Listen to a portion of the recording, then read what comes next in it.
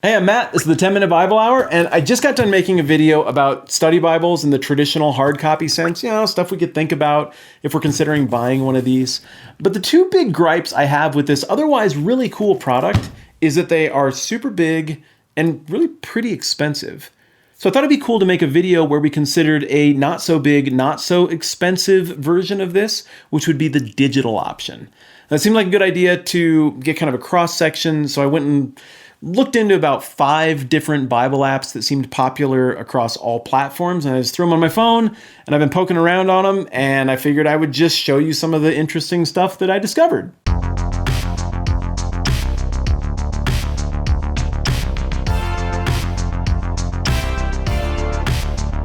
Bible app number 1 that I want to look at is called Bible Gateway.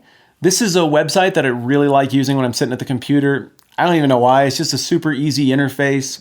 I interact with the people who run this a little bit on Twitter, and they just seem like really likable, cool people. It is simple, it's clean, it's more intuitive than some of the other Bible websites that are floating around.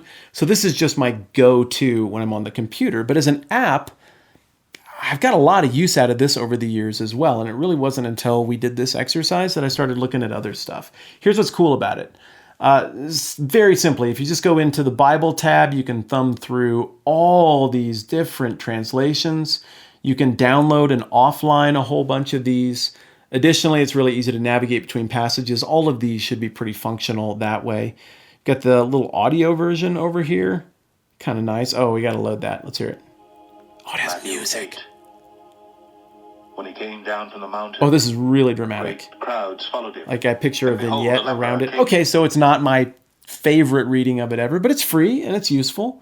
The other stuff that's in here that's useful, I think, is the reading plan. I'm finding that most of the apps have this now. You can, if you really, really want to be badgered to read the Bible repeatedly by your electronic device, you can pick that. And then you get into resources. And for me, most of the resources I see on this list, like commentaries and devotional stuff and maps, like I'm surrounded by that. I'm really into this world. I find this stuff interesting. So I don't really need that on my phone so much, but still, like, I like maps. So I go in here and I'm like, oh, let's find a cool map of like a thing. I want to look at a map of more cities from early Israel settlement. Bring it up. Discover Bible Gateway Plus. What the heck? Money? Dang it. So it's $3.99 a month if you want to have access to all of their goodies on here, like commentaries and the good commentaries, all sorts of other resources, $40 a year. So I don't know. On the one hand, like that's not something I really want to pay for because I do already have that. But if I was just getting into this and I didn't have a bunch of resources that people were nice enough to give me and some of which I had to slave and buy, that would be a pretty good deal for getting all of the resources that are available. So I can't knock it. It just isn't a practical purchase for me. And otherwise, pretty useful. I would say Bible Gateway is most valuable to me as just a through the front door. I want all the translations. I want it easy to navigate through kind of app. The next one that I found that has been really intriguing me is this red one that just says Bible. So in order for you to know what it is, I'm going to go down to app info here, and we're going to go to the Play Store so you can see it if you want to get it. So, idailybread.org. So this is associated with the group Daily Bread. I guess I didn't catch that before.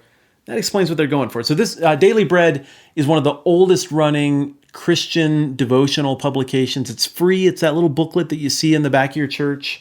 Well, some churches at any rate. So we're going to pop this open. 21-minute Bible. Why you guys need 21 minutes? And 10 is perfect. Oh, I haven't seen this before. I'm getting a straight up ad for Bible, which I guess I get it. I mean, you got to pay the bills. Okay, so yes, I've messed with this a little bit. Start my prayer. So I guess I have just gone into some kind of prayer closet on my phone, which I don't really know how to feel about. This isn't exactly my style, but if this is something I had trouble remembering to do, or I don't know, I could see how somebody could be in this. I'm not going to knock it. Not for me, not something that I'll be using. Hey, they got that Christian vlogger on there. That guy makes Christian videos. I wonder what other Christian videos they have on here. It looks like you can't even scroll through that. So to nothing, like, because I know a guy who makes Christian videos. You guys might like it. But I digress. So where's my Bible? I want to read a Bible. Okay, down here at the bottom. Here we go. Let's see how this works. King James. King James is fine. Okay, fine. You know what? Oh, select versions. Here we go. Got a few options here that we can scroll through. Some of these are not real popular translations. They don't have a great selection here, which makes sense because some Bible translations are copyrighted. Okay, whatever. So we're going to go with King James. Great. And there it is. And look at that. Super navigatable, just like everything else. Cool. Nice job. So this is obviously not, oh, it's going great, sweetheart. Thanks for the note. This is obviously not a study Bible resource. This is like a personal devotional helper. And if that's what you're looking for and that's what you need, I think it could be great for you. Again, it just says Bible, but it's the one associated with Our Daily Bread. Okay, this next one is the lifechurch.tv U version. And it looks pretty straightforward. But again, right off the bat, you can see this is more focused on devotional stuff. Like here's a verse of the day and some kind of living tips down here at the bottom. That might be great. I'm sorry. I sounded like I was making fun of it. I'm not making fun of it. So you have verses and stuff in here. And you go down here and what do you know? The same kind of Bible interface. Pick your translation. They've got the modern ones and the copyrighted ones as well. So that's cool. And yeah, easy to navigate. Looks really straightforward once again, and kind of redundant if you're doing the one we looked at last from Our Daily Bread. All right, on to the next thing. All right, this fourth one is called Study Bible. I don't know who it's from. Let me check the app info once again. Some of these are confusing because they really don't say grace to you. Okay, all right. That gives me a sense of its context. This is going to get deeper into the content. This is coming from a group that is into pretty meaningful study. So, allow study Bible to...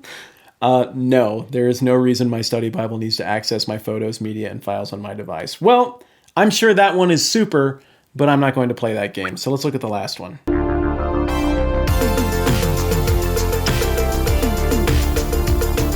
The last app I want to talk about is Blue Letter Bible. And conveniently, instead of just labeling it Bible, they actually put a unique name on it so you can tell what it is. The BLB. This is a group that's been around for quite a while, trying to digitize the Bible and digitize resources. I don't find their website to be the prettiest, but practically speaking, it's really useful. And the website is good for getting deep into the text. So I have only goofed around with this a little bit, but what I found impressed me. All right, let's go to super famous verse, John 3:16. There you go. Everybody's heard of this one. So here's what's awesome. All right, I've already switched it to NIV. You can see right here, you can navigate around. I don't like the navigation quite as much as on the others. Here you can change what version, limited options it looks like. We'll go NIV and John 3:16. Okay, you tap on a word, boom. Look at that. Interlinear. Holy cow. If you want to get all the way in to your straight up Greek stuff, you can do it. You could study the Greek New Testament using this app alone. This is so cool. You get a couple other Greek resources in front of you, and you could literally start doing this work yourself if you care, or you can not. So let's assume that maybe you're not in the mood to do that right now. So again, we tap on John 3:16. All right, we don't want to do the interlinear thing because languages are hard and Greek is hard. But let's just compare what people have done with it in English. Check that out. Here it is in a whole bunch of modern translations. I think it's in Spanish down here somewhere. Oh, there's the Latin Vulgate. So historical translations as well. There's a Spanish translation. That is awesome. That's incredibly convenient. And this is free, by the way. Okay, other stuff. John 3:16, we tap on it. Cross-references. If you watch a couple videos back, I talked about all of these webs of cross-references that you can use to navigate through the whole Bible. Here it is. But here it is in detail all the way down to the level of the phrase within the verse. This is an incredible resource. All right, we're going to look at more. Text commentaries. Are you kidding me? This is amazing. They're giving this away. This is a really neat resource. Audio, video. What? Is there a video? Come on, show me a video. All right, bummer, no video. Yes, it's a bunch of sermons. Here's some older sermons. These are some kind of like old school rock stars of Christian teaching. Like they're coming from different perspectives here. This is really genuinely cool. I'm meandering and gushing at this point. I would highly recommend this app. The price is right, the mobility is right, and this actually provides something to me that I think is more navigatable than some of the hard copies of this same stuff that I have on my shelf. So highly recommend the Blue Letter Bible. Go check that one out and poke around, and who knows, maybe you'll become a master of Greek or something.